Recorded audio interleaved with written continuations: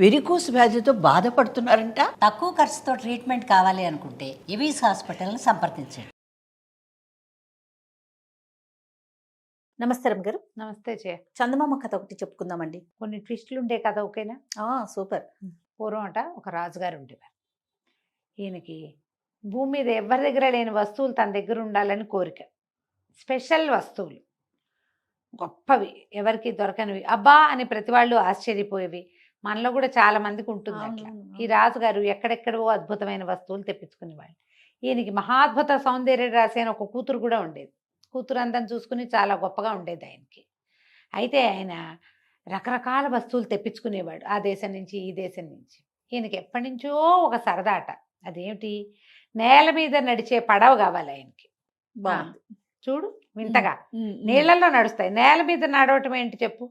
అయితే ప్రతి వాళ్ళు తన దగ్గరకు వచ్చిన వ్యాపారస్తుల్ని వాళ్ళని వీళ్ళని వచ్చేవాళ్ళు పై దేశాల నుంచి, నేల మీద నడిచే పడవ దొరుకుతుంది అని అడిగేవాడు. అలాగే ఎలాగుంటుందండి అని ఏదో చెప్తారు కదా జనం. అలా ఏం ఉండదండి, అలా లేదండి, మేము మా వాళ్ళు ఎవరు చెయ్యట్లేదు, ఇలాంటి మాటలు వినపడేవి. ఆయనకి ఏమనిపించింది, ఎవరైతే ఈ అపురూప వస్తువుని సాధించి పెడతారో వాళ్ళకి అర్ధరాజ్యం ఇచ్చి, అర్ధరాజ్యంతో పాటు అపురూప సౌందర్య రాసైన కూతుర్ని కూడా ఇస్తానని అనబుద్ధి అయింది. పెద్దగా ఊళ్ళో చాటింపు వేయించాడు. నేల మీద నడిచే పడవని ఎవరు చేసి పెడతారో వాళ్ళకి అర్ధరాజ్యం ఇస్తాం, అమ్మాయినిచ్చి పెళ్లి చేస్తాం. ఊళ్ళో ప్రతివాడికి ఆశ పుట్టింది. అయితే ఈ ఊరిని ఆనుకుని ఒక అడవి ఉంది. ఆ అడవికి చివర్లో ఒక కట్టెలు కొట్టుకునే వాళ్ళ కుటుంబం ఉండేది. ఆయనకి 3 జమాజెట్టీలు లాంటి కొడుకులు ఉన్నారు.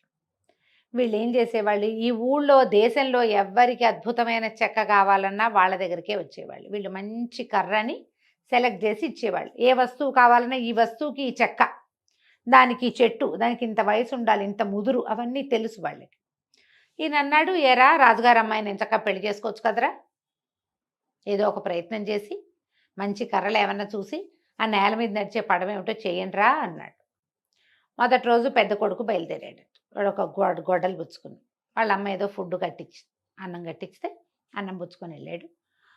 ఒక పెద్ద చెట్టు చూశాడు. అది చాలా వయసు ఉంది, తేలికగా ఉంటుంది, కర్ర బాగుంటుందని ఆ చెట్టు కొట్టడానికి ఉద్యుక్తుడయ్యాడు. చెట్టు కొంత మటుకు దాన్ని అంతా సైజ్ చేశాడు, కిందంతా కొంత కొట్టాడు. కొట్టాక ఎండెక్కిపోయింది. అన్నం తిని పని చేద్దాం అనుకున్నాడు. అన్నం తింటానికి కూర్చున్నాడు. ఒక నీలం రంగు పిట్ట, అదేంటి మాట్లాడే పిట్ట అని ఫేమస్, అది అది అట్లా పరిగెత్తుకుంటూ వచ్చి నాకు కాస్త పెట్టు, నాకు కాస్త పెట్టు అంది. అనేసరికల్లా ఆ పిట్టలకు అన్నం పెడతారా ఎవరైనా, నేనేం పెట్టను అన్నాడు. అనేసరికల్లా ఏం చేస్తున్నావు అంది. ఏం చేస్తున్నావు, నువ్వు ఇక్కడ ఏం పని చేస్తున్నావు అని అడిగింది. ఏమన్నాడు, మంచం కోళ్ళు చేయటానికి కర్ర కోసం వచ్చాను అన్నాడు. అది మంచం కోళ్ళు మంచం కోళ్ళు మంచం కోళ్ళు అని గిరగిర అక్కడక్కడే తిరుగుతూ పాటలాగా పడి వెళ్ళిపోయి, వీడేం చేశాడు, అన్నం తిని ఆ పక్కన వాగులు చేతులు కడుక్కున్నాడు, మంచినీళ్ళు తాగాడు. చెట్టు కొట్ట మొదలు పెడితే విరిగిన ఒక్కొక్క కొమ్మ ఒక్కొక్క మంచం కోడి కింద అయ్యి, ఎన్ని కొమ్మలు కింద పడ్డాయో అన్ని కొమ్మలు మంచం కోళ్ళు అయిపోయినాయి. పట్టెడు ఇంత ఇంత మోపు, ఆ అన్ని మంచం కోళ్ళు మోసుకుని ఇంటికి వెళ్ళాడు. వాడికి అర్థమైంది ఇది తనతో పని కాదని. రేపొద్దున ఎవరు వెళ్తారా రాజకుమార్తెను పెళ్లి చేసుకోవడానికి అని అడిగాడు. అంటే వాడు విరమించేసుకున్నాడు. రెండో రోజు రెండో వాడు వెళ్ళాడట. అయితే ఏమైంది, రెండో వాడు చెట్టు కొట్టడానికి ఉద్యుక్తుడయ్యాడు. కొంత మటుకు సెలెక్ట్ చేసుకున్నాడు. అన్నం తినడానికి కూర్చున్నాడు. మళ్ళీ వచ్చింది నీలం పిట్ట. నాకు పెట్టు, నాకు పెట్టు, కాస్త పెట్టు, కాస్త పెట్టు అని అనేసరికి అప్పటికి విసిగిపోయి ఉంటారు. పనులు మొదలు పెట్టాక ఎవరన్నా మాట్లాడితేనే చీరాకు వస్తుంది. అది ఇక్కడ తేరగా కూర్చున్నారు, నీకు తిండి పెట్టడానికి, పక్షులు అడవిలో వెతుక్కుని తినాలి, మనుషులు తినే తిండి తినకూడదు అని కసిరే. నువ్వేం చేస్తున్నావు, ఏం చేస్తున్నావు అని అడిగింది. చలకవాలు చేస్తున్నానని చెప్పాడు. ఇతను చెట్టంతా కొట్టాడు. కొన్ని వందల చలకవ్వాలు పడ్డాయి కింద. చల్లకవ్వం అంటే ఏమిటి, మజ్జిగ చేసేది. మజ్జిగ కవ్వం, చల్లకవ్వమే దాని పేరమ్మా. ఒకవేళ మీకు ఎవరికైనా ఈ పేరు తెలియకపోతే అథెంటిక్ తెలుగు నేమ్గా దీన్ని తెలుసుకోండి. చల్లకవ్వు, చల్లకవ్వం. చల్ల అంటారు, మజ్జిగనే చల్ల అంటారు. చల్ల, చెల్ల కాదు అది, చల్ల, చల్ల, చల్లగా ఉంటుంది. ఓకే, చల్ల చేయటమే. బందర్లో చల్లరాస్తా అని ఒక ప్లేస్ ఉంది. మనం ఊళ్ళోకి వెళ్తుంటేనే మొదటే ఉంటుంది చల్లరాస్తా అంటే, అక్కడ మజ్జిగ అమ్మేవాళ్ళు. రాస్తా దారి, చల్లరాస్తా అనే దాని పేరు. ఆడ మజ్జిగ కుండలు, నా చిన్నప్పుడు కూడా అక్కడ మజ్జిగ అమ్మటం నాకు తెలుసు. ఓకే. మజ్జిగ కుండలు పెట్టుకుని అమ్మేవాళ్ళు. చల్ల బజారు. ఈ చల్లకవ్వాలి మొత్తం చెట్టంతా చల్లకవ్వాలి అయిపోయినాయి. కవ్వాలన్నీ మూట కట్టుకుని మోసుకొచ్చుకున్నాడు. ఇప్పుడు రాజకుమార్తె మీద ఎవరికి ఆసక్తి ఉంది, ఆవిడేది తీసుకుంటాం మనం అన్నాడు. ఇక ఫిక్స్, వీడు కూడా ఇంకా వెళ్ళాడు. 3వ వాడు బయలుదేరాడు. వీడికి బేసిక్గా పిట్టలంటే ఇష్టం. ఓకే. వాడు ఈ చెట్టు సెలెక్ట్ చేసుకున్నాడు. ఈ చెట్టు కొట్టి దీంతో ఆ పడవేదో చేద్దాం అనుకున్నాడు. కింద కూర్చుని అన్నం తింటుంటే ఆ పెట్టొచ్చి తిరగటం మొదలుపెట్టింది. అది చేసే శబ్దము, దాని నీలం రంగు అందం పట్టలేక చూస్తూ నుంచున్నాడు, కూర్చున్నాడు. అది నాకు పెట్టవా అంది. అయితే వీడేం చేశాడు, వచ్చి తిను మరి అని తను తింటూ కింద పోసాడు గింజ అవన్నీ మెతుకులన్నీ.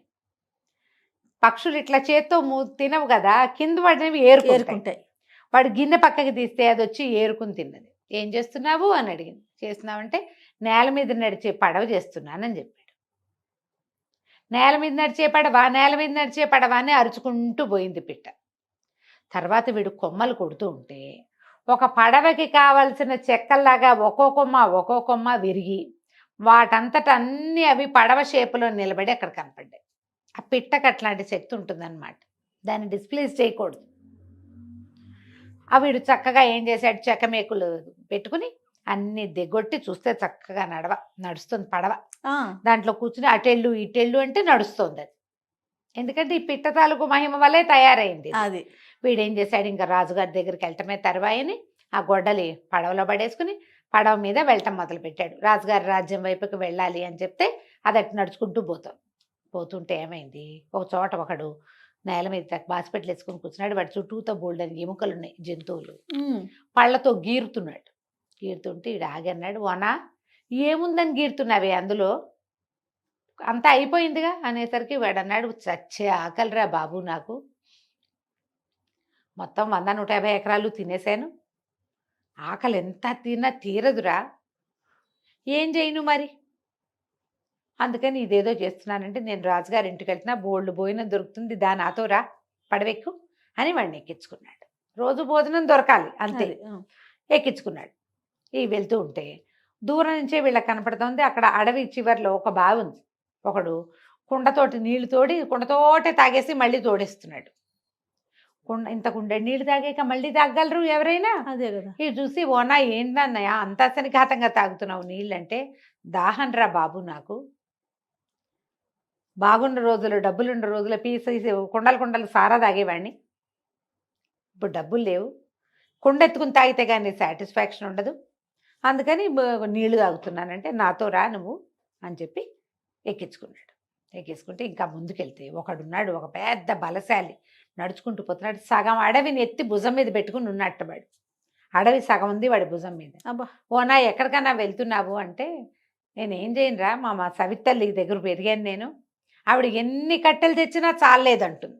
రోజు అడవికి రావటం కట్టెలు, ఈ గోల ఎందుకని సగం అడవంతా ఓడబెరికి భుజం మీద పెట్టుకెళ్ళిపోతున్నాను, వాకిట్లో బారేసామనుకో ఆవిడే కావాల్సిన కట్టెల దగ్గరుండి కొట్టించుకుంటుంది. 10 చెట్లు కొట్టుకెళ్తే ఆవిడకి నచ్చట్లేదు అని చెప్పి అడవిని మోసుకెళ్తున్నాడు. వాడితో అన్నాడు, నీకు రాజుగారి దగ్గర పెద్ద పని ఇప్పిస్తాను, నాతో రమ్మన్నాడు. వాడిని కూడా ఎక్కించుకున్నాడు. ముందుకెళ్తే ఒకడు పొడుగ్గా ఉన్నాడు, వాటిలో ఉఫ్ అని ఊతున్నాడు, పైకి గాలి ఊతుంటే వీళ్ళు పడవాపారు. ఏంటన్నా ఊతున్నావు, ఏం చేస్తున్నావంటే, మా చేలల్లో మా ఊర్లో పొలాలందరం మేము కోసాం, పొలము కోసాక నూర్పిళ్ళు అవ్వలేదు, వాన వస్తుందని పురోహితుడు చెప్తున్నాడు, అందుకని ఏం చేస్తా అంటే గొట్టం పెట్టి మేఘాలని అవతలికి జరుపుతున్నాను. ఊతున్నాడు మేఘాలని వాడు, వర్షం పడకుండా అవతలికి ఊదేస్తే మా నూర్పిళ్ళు అయ్యాక మళ్ళీ వస్తాయి, అందుకని ఊదుడుగాడు మబ్బులు ఊదేవాడు. ఆ మబ్బుల్ని ఊదేస్తున్నాను అని చెప్పాడు. ఒక పొడుగాటి గొట్టం పెట్టుకుని ఉఫ్ అని ఊతున్నాడు. పొలం మబ్బులు కదులుతున్నాయి, కనపడుతున్నాయి వీళ్ళకి. ఓ అన్న నువ్వు భలే గట్టివాడివిరా, నువ్వు రా మా బండిలో అని చెప్పి ఆ పడవ ఎక్కించుకున్నాడు. ఈ 4 మనుషుల్ని ఎక్కించుకుని ఈ కట్టెలు కొట్టేవాడి ఆఖరి కొడుకు రాజుగారి దగ్గరికి పోయాడు. రాజుకు అప్పచెప్పాడు. ఆ రాజుగారు ఆశ్చర్యపోయాడు, ఏమిటిది పడవే అని ఎక్కి కూర్చుని అటెళ్ళు ఇటెళ్ళు అంటే అది నేల మీద చక్కగా నడుస్తోంది. తర్వాత ఒక కర్ర పెట్టి తోస్తే ఏ పక్కకు కావాలంటే ఆ పక్కకి తిరుగుతోంది. అక్కడి నుంచి నీళ్ళల్లో నడుస్తుంది అంటే నీళ్ళలోనూ నడుస్తుందంట అన్నారు. తీసుకుపోయి మా నీళ్ళల్లో దింపారు. అది నీళ్ళల్లో చక్కగా తెడ్లేస్తే నడుస్తోంది. ఆయన చాలా సంతోషించాడు. మరి పెద్ద బహుమతి ఇస్తాను, తీసుకుని వెళ్దువుగా అని అన్నాడు. అనగానే వీడు ఆశ్చర్యపోయాడు. అదేంటండి, మీ అమ్మాయిని ఇచ్చి పెళ్లి చేస్తాము, అర్ధరాజ్యం ఇస్తామన్నారు కదా అనేసరికి, అన్నామనుకో దానికి వేరే ఆలోచన ఉందన్నాడు. ఇంకేంటి, కట్టెలు కొట్టేవాడి కొడుక్కి పిల్లనివ్వడం ఇష్టం లేదు. వీడు చూస్తే మరి బైతులా ఉన్నాడు. బయటవాడికి ఇంత అందగత్తెను ఎట్లా ఇస్తాం పిల్లని, అందుకని ఇవ్వబుద్ధి లేదు. వాడికి ఇంత డబ్బు ఇచ్చి పంపించేద్దాం అనుకుంటున్నాడు. కుర్రాడు అన్నాడు, ఏమిటి అడ్డంకి ఏముందో చెప్పండి మీకంటే. అది కాదు, మేము 6 నెలలకు సరిపడా సంబారాలన్నీ కొని కొట్లు గదులన్నీ నింపాం. పెళ్లి చేయాలంటే పాత సరుకులతో పెళ్ళేటా చేస్తాం, ఆ సరుకు అంతా ఖర్చు అయ్యాక కొత్త సరుకు తెప్పించి పెళ్లి చేయాలి. 6 నెలలు పడుతుంది, నువ్వు వెళ్ళిరా అన్నాడు. అనేసరికి వీడన్నాడు, ఓ అదొక పెద్ద పనే ఏమిటండి, మీకు సరుకు అయిపోవాలి అంతే కదా అని, ఓ పెద్దన్న ఇట్రా అని ఆ తినేవాడు ఉన్నాడు కదా, వాడికి ఆ కొట్టు గదులు చూపించాడు. ఇందులో ఉన్న సంబారాలని వండించుకుని తినే అన్నయ్యని ఇష్టం. వాడు ఒక్క రోజులో మొత్తం 6 నెలలకు సరిపడా తిండి తినేసాడు. మర్నాడు పొద్దున వచ్చాడు, కొట్లు గది ఖాళీ, మీరు కొత్త సంబారాలు తెచ్చుకోవచ్చండి, పెళ్లి చేసుకోవచ్చు, పెళ్లి చేసేస్తే పిల్లని తీసుకెళ్ళిపోతానన్నాడు కట్టెలు కొట్టే అబ్బాయి. రాజుకు నచ్చల, ఏం చేయాలో తెలియలే.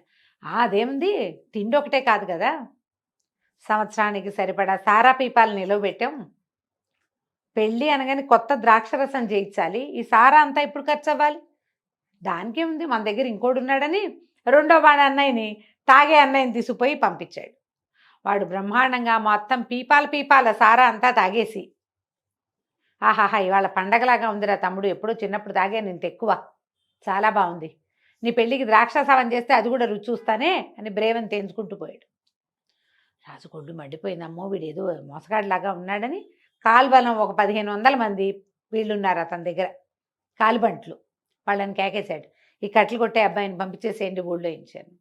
వీడేం చేశాడు, ఆ సగం అడవిని భుజం మీద పెట్టుకునేవాడు ఉన్నాడుగా, వాడిని కేకేశాడు, ఓ అన్నయ్య ప్లీజ్ కాస్త వీళ్ళ సంగతి చూడవాని. అతను ఏం చేశాడు, వచ్చేటప్పుడు అడవంతా అక్కడ పెట్టి ఒక పెద్ద చెట్టుని మాత్రం తనతో తీసుకొచ్చాడు. ఆ చెట్టు అడుగును పట్టుకుని చెట్టుతో సహా మొత్తం ఈ 1500 మందిని ఊడ్చిపారేశాడు వాడు. వాడు అడవిని భుజం మీద పెట్టుకునేవాడు సామాన్యుడా వాడు, అదే కదా. 1500 మంది ఎక్కడున్నారో సోదిలో కూడా లేకుండా పోయారు, ఊడ్చేసాడు అంతే. ఇంకా ఏం చేయాలో తెలియలే. సరే ఈయనన్నాడు, ఇట్లా కాదని చతురంగ బలాలు దించాడు. దించిదే వీడు ఈ ఆఖరి వాడు ఉన్నాడు కదా మబ్బులు ఊదేవాడిని, అన్నయ్య కాస్త వీళ్ళ సంగతి చూడమా అంటే, ఏముంది వాడు ఆ గొట్టమిటి ఉఫ్ అని ఊదేశాడు. ఎవరి దగ్గరకు వస్తే వాళ్ళందరినీ ఊదిపారేయటమే. మొత్తం జనమంతా అవతలకి వెళ్ళిపోయాను, ఏనుగులతో సహా దొర్లు వెళ్ళిపోయినాయి. మబ్బుల్నే ఊదేవాడికి ఏనుగులేని లెక్క. రాజు ఆశ్చర్యపోయాడు, అమ్మో వీడితో చాలా కష్టం, వీడు ఏదైనా చేసేలాగా ఉన్నాడంటే. మంత్రులు అన్నారు, ఎందుకు వచ్చిన తలకైనప్పండి, మీరు అడిగిన విచిత్రమైన వస్తువుని పట్టుకొచ్చాడు అంటే వీడు ఏదైనా చేయగలడు.